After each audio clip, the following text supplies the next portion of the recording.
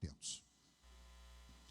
O tema da nossa Convenção Batista Brasileira é compartilhando graça e misericórdia. Sobre este tema, já pude ter a oportunidade de trazer uma palavra aos irmãos, pregando, inclusive, sobre o tema graça e misericórdia. Mas eu gostaria de continuar pensando neste mesmo tema, considerando que é a ênfase da Convenção Batista Brasileira. E se é da convenção, é nossa, como igreja batista que somos. E gostaria nesta noite, compartilhar com você, estarmos compartilhando uns com os outros e recebendo do Senhor a palavra com o tema graça e santidade. O primeiro texto que leio é o texto de Efésios, capítulo de número 2, verso 8 e 9, que é um texto conhecido, mas você que está em casa, acesse aí o texto na Bíblia ou na sua mídia. O importante é que você esteja acessando o texto. O primeiro texto que vou ler é de Efésios 2, 8 e 9, que diz assim: porque pela graça sois salvos por meio da fé, e isto não vem de vós, é dom de Deus, não vem das obras, para que ninguém se glorie. Agora, Efésios capítulo 4, versículo de número 1. Efésios capítulo 4, verso 1. Anda mais um pouquinho aí, e vamos ler então este versículo que diz assim: Paulo dizendo: rogo-vos, pois, eu, o prisioneiro do Senhor, que andeis como é digno da vocação com que fostes chamado. Que o Senhor nos abençoe no entendimento e na aplicação deste texto aos nossos corações. Ó Deus querido, obrigado por tua palavra, e mais uma vez pedimos que o Senhor nos conduza na transmissão, no entendimento e na prontidão em receber a tua palavra e aplicá-las às nossas vidas, em o nome de Jesus. Amém. Graça e santidade. Nós vamos perceber exatamente que a carta de Paulo, escrita aos Efésios, trata desses dois temas. Trata exatamente desses dois temas. Então, quem escreveu, já sabemos, é o apóstolo Paulo. Paulo declara que estava preso na época em que escreveu a epístola aos Efésios. Capítulo 3, verso 1, capítulo 4, 1, como acabamos de ler, e capítulo 6, verso 20, dá-nos esta ciência. Provavelmente, irmãos, na prisão domiciliar. Isso a gente tem exatamente esta ideia quando lê lá nos livros de Atos, não é? Que Paulo estava preso, Atos capítulo 28, na sua própria casa. E ali ele podia receber os irmãos, doutrinar os irmãos, escrever as cartas e comunicar-se com os irmãos à distância. Nos dias de Paulo já havia comunicação à distância, não tão rápida quanto as nossas hoje, porque as cartas eram escritas e depois enviadas, não é? Hoje, você que está em casa, onde estiver, quem sabe até neste momento, em qualquer lugar do Brasil e do mundo, alguém pode estar ouvindo a palavra de Deus que está sendo pregada aqui e em muitos outros lugares. Mas naquele tempo as cartas demoravam a chegar, e que, aliás, eu não sou muito velho, não sou muito antigo assim, mas eu me lembro que na minha adolescência eu escrevia carta para os meus tios que moravam no interior do Rio de Janeiro, levavam uma semana para ir lá e outra semana para chegar a resposta. Hoje as cartas chegam rápido, as notícias chegam de forma imediata, porque a tecnologia nos dá essa condição para fazê-lo. Mas Paulo está escrevendo aos nossos irmãos da cidade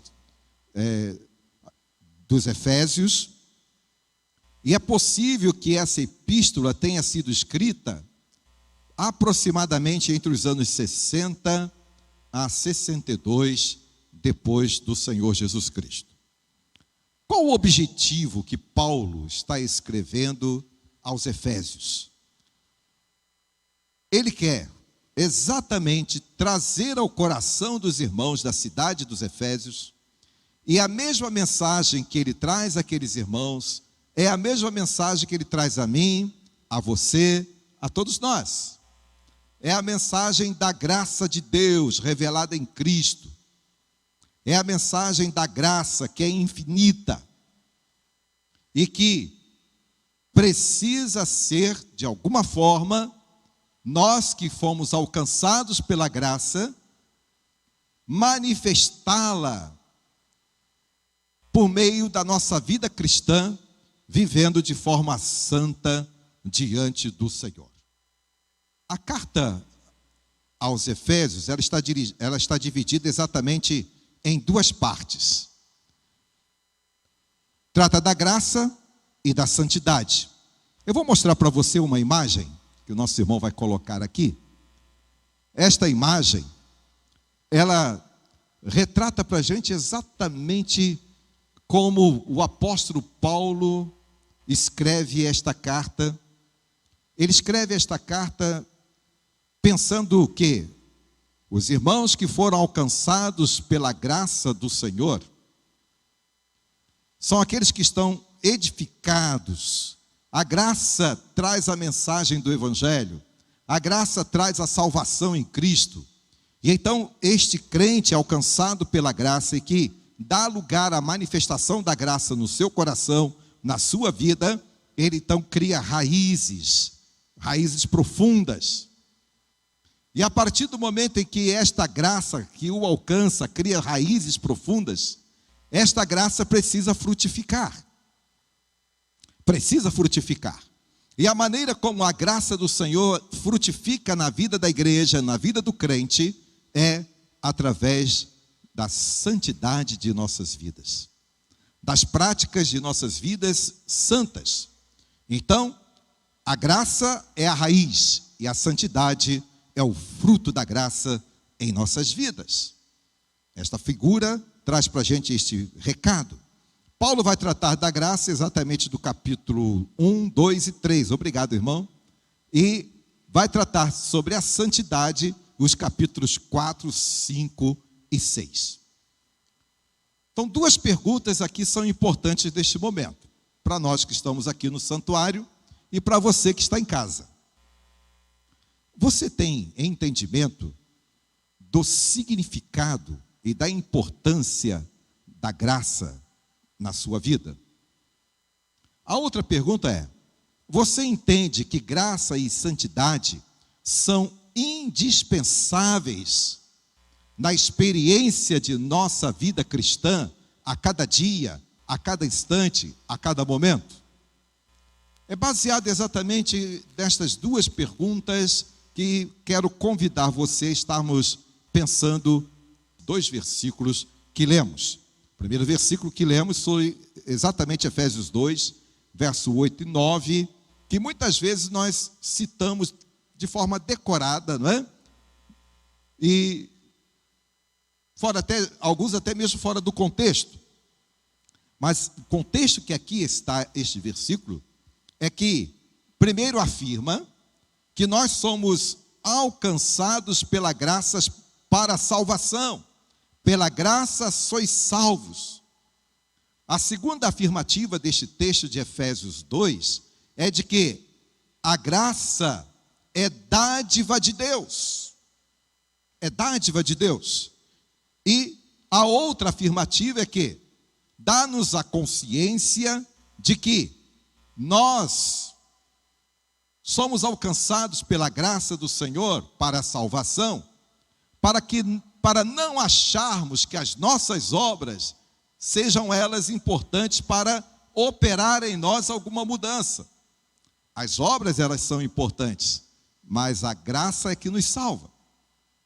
Por isso ele termina o versículo dizendo assim: isto é para que nós não nos gloriemos, para que nem eu nem você se glorie, porque a glória que é manifestada em nossas vidas vem do Senhor.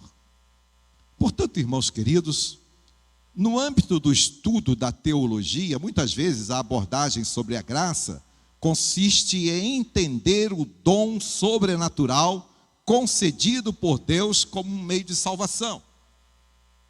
No Antigo Testamento, a palavra usada para graça, na sua língua original, significa favor. O favor, naturalmente, que vem de Deus. No Novo Testamento, a palavra empregada aqui no original é para entendermos o seu significado como dádiva, presente, dom gratuito, graça, que vem de Deus para as nossas vidas. Agora, o que aconteceu? Aconteceu que o homem se afastou. O homem perdeu a sua amizade com Deus. E perdida a sua amizade de Deus devido ao pecado, a sua recuperação é feita através do arrependimento. E esse arrependimento precisa ser genuíno, verdadeiro e aceitação do sacrifício do Senhor Jesus Cristo. Por isso, é através da graça que Deus confere ao homem a participação na glória, na sua glória divina, na vida divina, fazendo então filho por meio de Jesus. João capítulo 1, verso 12. São filhos do Senhor aqueles que recebem a Cristo e a sua palavra. Então, irmãos, eu e você podemos afirmar à luz da palavra de Deus que ninguém é salvo sem receber a graça de Deus. E a salvação é pela graça, e o que significa é que ela é gratuita. Significa que é algo que não podemos alcançar pelos nossos próprios esforços. Então, isto é graça. É esta maneira que a gente entende o significado da graça. Agora, como entender a manifestação da graça? Como entender a manifestação da graça em nossas vidas? Capítulo 2, versos 5 e 8. Estando nós ainda mortos em nossas ofensas, nos vivificou juntamente com Cristo, pela graça sois salvos. A graça do Senhor é que nos salva, ela se manifesta na nossa salvação. Por isso, Paulo vai tratar aqui, nesta primeira parte da carta aos Efésios, da graça, dividida em alguns pontos importantes. Ele vai tratar da graça e redenção. Pela graça sois salvos, redimidos, salvos. Ele vai tratar da graça como manifestação da palavra da verdade, manifestada pela palavra da verdade. Capítulo 1, verso 13, quando ele diz: ouvistes a palavra da verdade. Então a graça é manifestada pela palavra da verdade, irmãos, e a palavra da verdade é a Bíblia, palavra de Deus. Paulo vai tratar também da graça manifestada na oração, quando podemos orar, podemos falar com o Senhor, como fizemos hoje aqui, neste momento, e temos feito ao longo da nossa experiência de oração. E aliás, a igreja precisa a cada dia orar e orar mais, e estamos vivendo um tempo em que é necessário que eu e você, e a igreja do Senhor, se desperte para a oração. Portanto, orar ao Senhor é possível porque fomos alcançados pela graça. A graça e a oração que traz-nos o conhecimento de Deus e nos manifesta a sabedoria de Deus. Efésios capítulo 1, versos 17 e 18. A graça também, irmãos, se manifesta na unidade da igreja. Na unidade da igreja, na unidade dos salvos. Olha o que diz Paulo escrevendo aos Efésios, capítulo 2, verso 11, até o verso 22, com destaque no verso 14. Paulo está dizendo que é por meio da graça do Senhor que ambos os povos são feitos um só. Ou seja, Paulo está dizendo que a graça do Senhor se manifestou a Israel e também a todos quantos receberam a graça. De dois povos, um só. Somos todos em Cristo, independente de raça, nação, um só povo, servindo e bendizendo e glorificando o nome do Senhor. Paulo vai falar que a graça também se manifesta na vocação, do qual fui feito ministro, diz ele, capítulo 3, verso 1 a 13, com destaque os versos 7 e 10. Ele está dizendo que pela graça do Senhor, ele foi feito ministro do Senhor. E quando Paulo fala isso, ele fala com muita propriedade.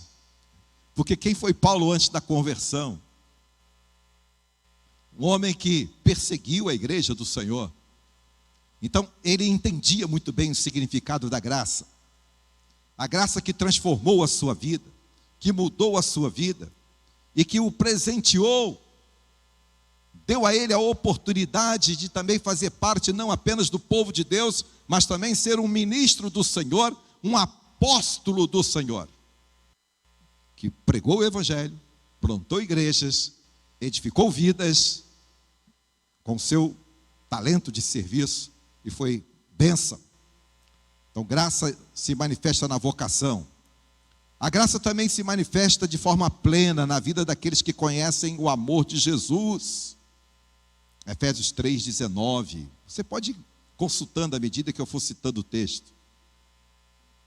Efésios 3,19. Não há como ler todos esses textos, mas você pode ir consultando em casa. Fica com a Bíblia aberta aqui também. Então, é conhecendo o amor do Senhor, que excede todo o entendimento, que a gente então vai conhecendo a manifestação da graça.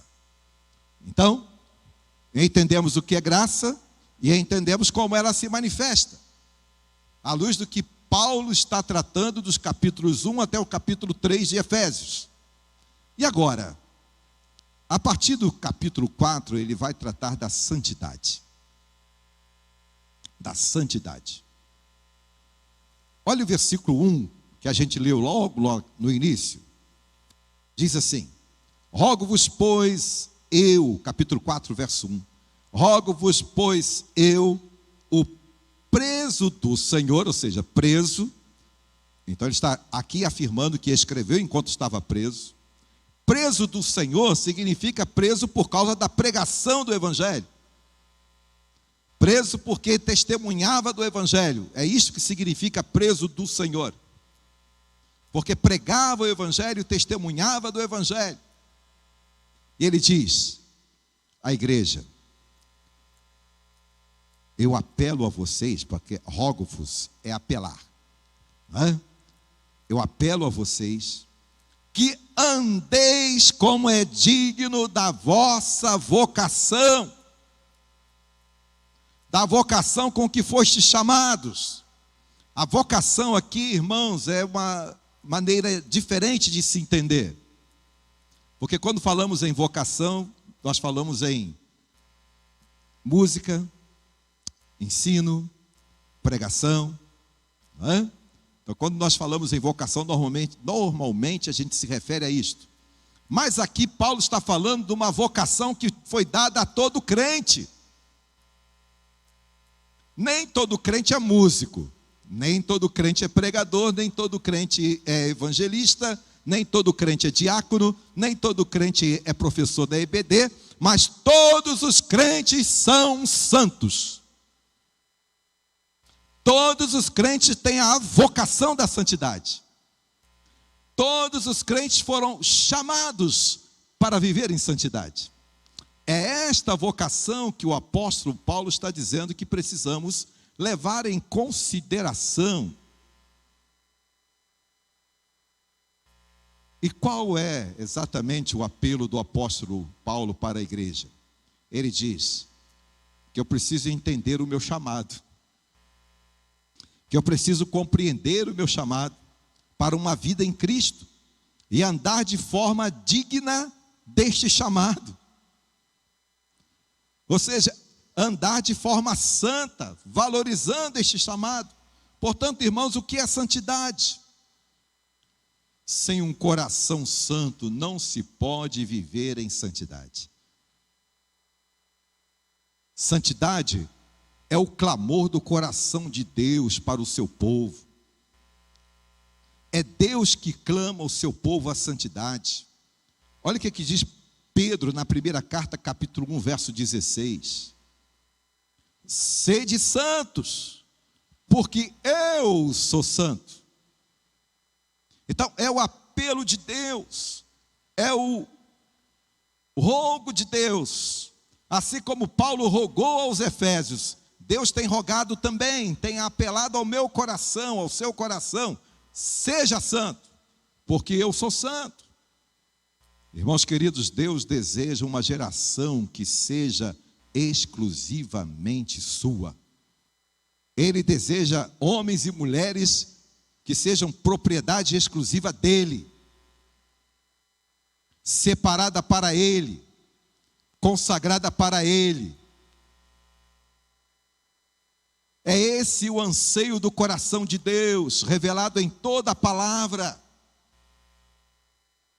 É um cuidado de Deus, da parte de Deus para com os seus santos. Portanto, irmãos queridos, quando a gente fala de santidade, quando a gente fala de separação, de consagração, de dedicação, de obediência, de fidelidade, vem à nossa mente alguns personagens bíblicos da palavra de Deus que viveram esta santidade no Senhor. Alguns ainda não tinham conhecido a manifestação da graça, mas criam que o Senhor iria manifestar a sua graça, como por exemplo, José viveu a sua vida de santidade no Egito, como por exemplo, Daniel e seus amigos, Sadraque, Mesaque, Abednego, em plena Babilônia, mostrando diante do Senhor a dignidade de ser servo do Senhor, chamados para uma vida de santidade. Os apóstolos do Senhor, perseverantes na doutrina que recebera do Senhor. O próprio apóstolo Paulo, cumprindo sua missão. Timóteo, ainda bem pequeno, jovem ainda, tinha a aprovação da congregação para o ministério das missões. Lídia, que em Filipos abriu o coração para ouvir a palavra de Deus. E Gaio, Demétrio, que João dá testemunho ao escrever a terceira carta, homens que andavam na verdade. Citei aqui alguns exemplos, poderia citar tantos outros, mas esses são exemplos de vida de santificação, de dedicação ao Senhor, que nós precisamos olhar com carinho, e cada um de nós precisa então estar vivendo a santidade que o Senhor espera de nós.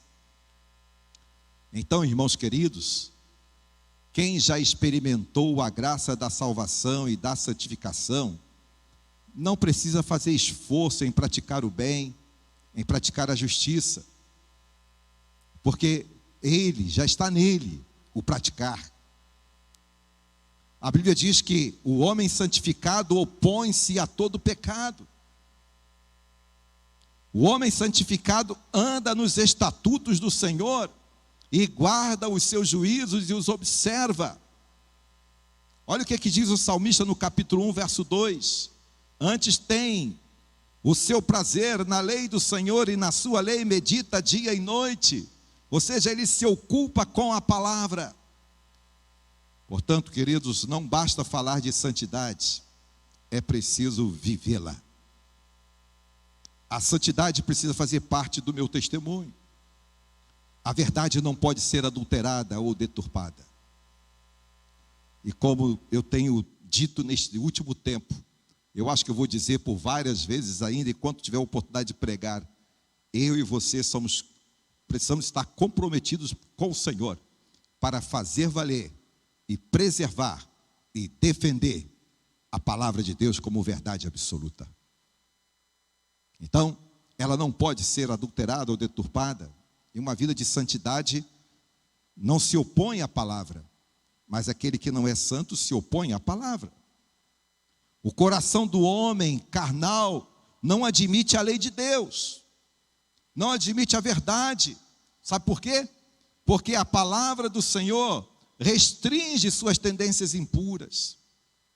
Ao contrário, o homem de Deus admite a sua palavra, porque através dela ele se purifica e se santifica. Todo aquele que crer no Deus Santo deve buscar ser santo, diz a palavra.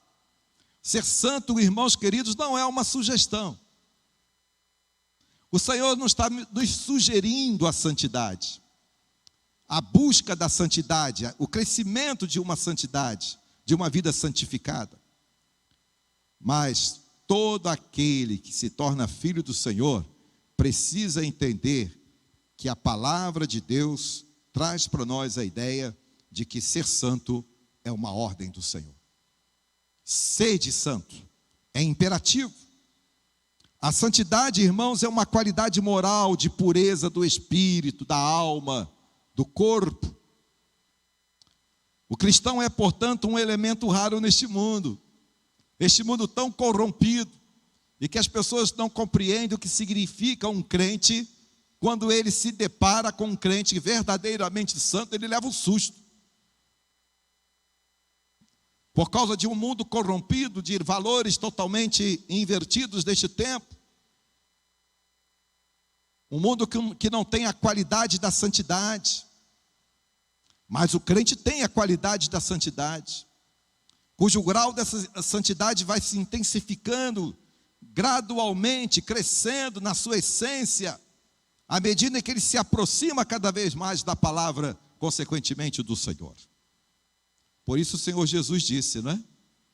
João capítulo 15, verso 19. Se vós fosseis do mundo, o mundo amaria o que era seu, mas porque não sois do mundo, antes eu vos escolhi do mundo, por isso é que o mundo vos odeia. O mundo não nos entende. Portanto, irmãos, Deus é 100% santo.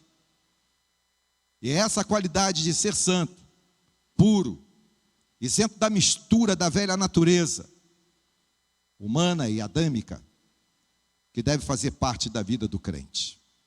Um cristão autêntico tem no seu coração o amor, a fé, a paz, a mansidão, a sinceridade, a bondade, a honestidade.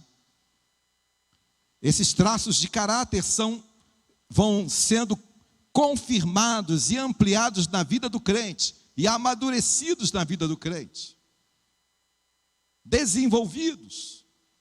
Em síntese, significa dizer que são as características do fruto do Espírito na vida do crente. Aliás, eu quero até chamar esta atenção de você aqui.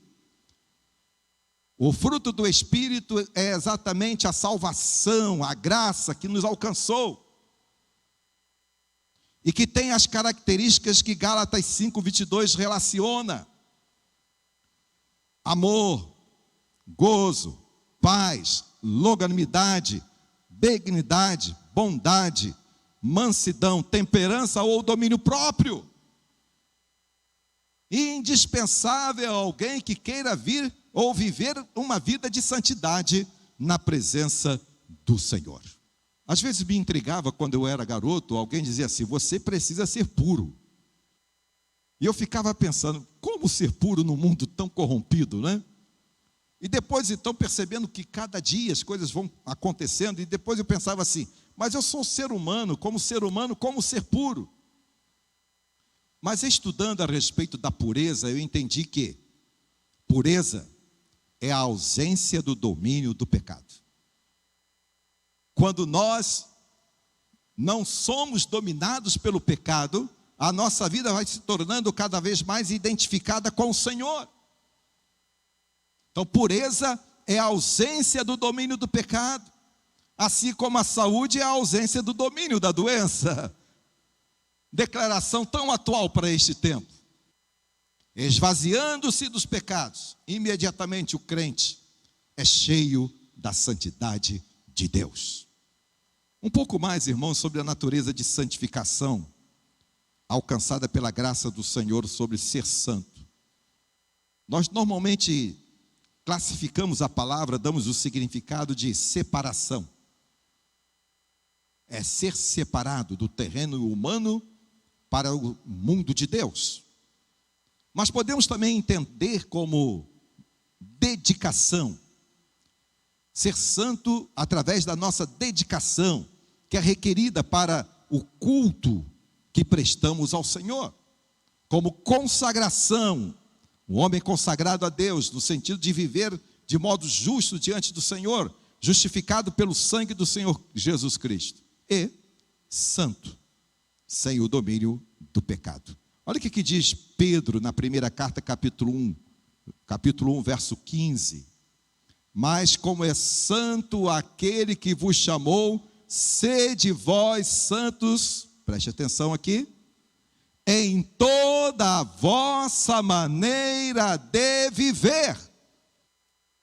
Então, irmão, não é só no momento que a gente vai na igreja, não é só no momento que a gente está orando, é quando a gente está trabalhando, é quando a gente está caminhando, é quando a gente está se relacionando com as pessoas, com o esposo, a esposa, os filhos, em qualquer momento da minha vida, em toda maneira de viver, sede santo, se você foi alcançado pela graça do Senhor.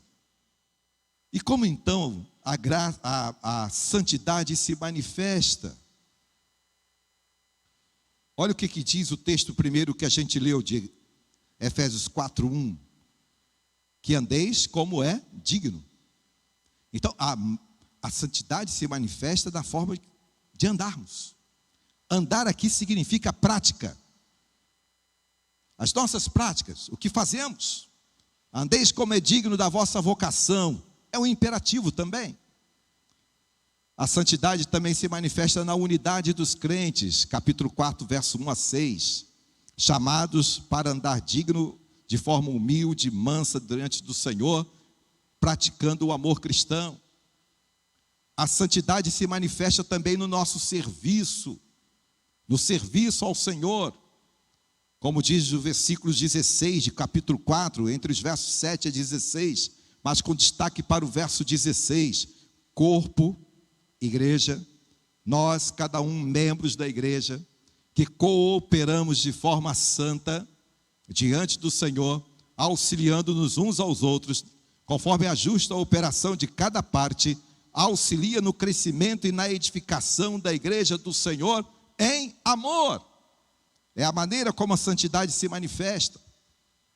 Quando Tiago trabalha a ideia, irmão, de que a fé sem obras é morta, ele está exatamente tratando da manifestação da graça através do serviço cristão, da nossa prática cristã. A santidade também se manifesta a partir da nossa resistência. Olha o texto de Efésios 4, 25 a 32, principalmente o verso 27. A nossa resistência é contra o diabo. Não deis lugar ao diabo. Então, uma vida santa é capaz de resistir. A santidade se manifesta também no amor. Efésios 5:12. Andai em amor. Outro imperativo. Ela se manifesta também através do fato de sermos cada um de nós filhos da luz. Efésios 5, 3 a 21, principalmente o verso 8. Agora sois luz, andai como filhos da luz. Ou seja, antes eras trevas, ele diz, mas agora sois luz.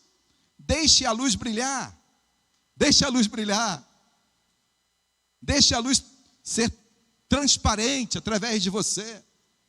A santidade, irmãos, se manifesta também nas nossas relações, uns com os outros. Relações conjugais, capítulo 5, versos 28 a 31. Nas relações com os pais, capítulo 6, verso 1 a 4. Ensinando, doutrinando, disciplinando em amor. E os filhos honrando a seus pais. Nas nossas relações sociais, servindo de boa vontade como ao Senhor, versículo 7 do capítulo 6. A santidade se manifesta a partir das armas que nos capacitam. capítulo 6, versos 10 a 19.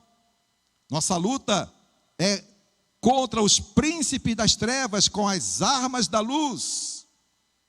E a santidade se manifesta também na ousadia de todos nós, ousados para servir ao Senhor, falando do Senhor livremente como convém, capítulo 6, verso 20, iniciando dizendo que somos embaixadores do Senhor, né? E Paulo está dizendo que ele era o embaixador do Senhor em cadeias, e por isso ele pregava o Evangelho e nos coloca diante da possibilidade de fazê-lo. E a santidade, irmão, se manifesta no testemunho, para que possais saber o que eu faço, para que todos possam saber o que fazemos. Portanto, irmãos, concluindo, o que aprendemos então sobre graça e santidade? Aprendemos que a graça é dom de Deus. Aprendemos que a graça nos alcançou porque Deus nos amou. Aprendemos que a glória não está em nós, mas está no Senhor. Aprendemos que a nossa glória se repousa na graça de Cristo. Aprendemos que a graça se manifesta trazendo salvação na palavra da verdade, na unidade da igreja, na vocação dos crentes. Aprendemos também que pela graça somos impulsionados na direção da plenitude do Espírito Santo. E aprendemos que a graça e a santidade caminham juntos, irmãos. Não há como ser alcançado pela graça e deixar de viver uma vida de santidade. Mas também não há como ser santo sem ter sido alcançado pela graça. Aprendemos que a santidade é o clamor do coração de Deus para o seu povo: sede santos. E aprendemos que Deus deseja uma geração que seja exclusivamente dele. Aprendemos também que Deus tem cuidado especial com os santos, que a santidade se revela na separação do mundo, na nossa separação, na nossa consagração, na obediência à palavra da verdade e na fidelidade. E que através da graça, uma vida de santidade abre portas para o poder do Senhor ser manifestado. Aprendemos que a santidade nos aproxima de Deus. E aprendemos que o homem santificado opõe-se ao pecado. E aprendemos que aquele que crê no Senhor, no Deus que é santo, busca ser santo. A santidade se manifesta, irmão, como nos ensinos de capítulo 4 em diante. A nossa resistência aos ataques do inimigo, a prática do amor e o andar como filhos da luz. Diz o texto que nós precisamos ter ousadia em testemunhar diante de uma sociedade corrupta. Pastor Cleiton Ivan, no site da sua igreja em Joinville, ele, fazendo um comentário de Romanos capítulo 5 e capítulo 6, ele diz assim: os que vivem sobre a liberdade da graça desenvolvem uma santidade que reflete a beleza de Cristo no seu interior. Coisa linda, né?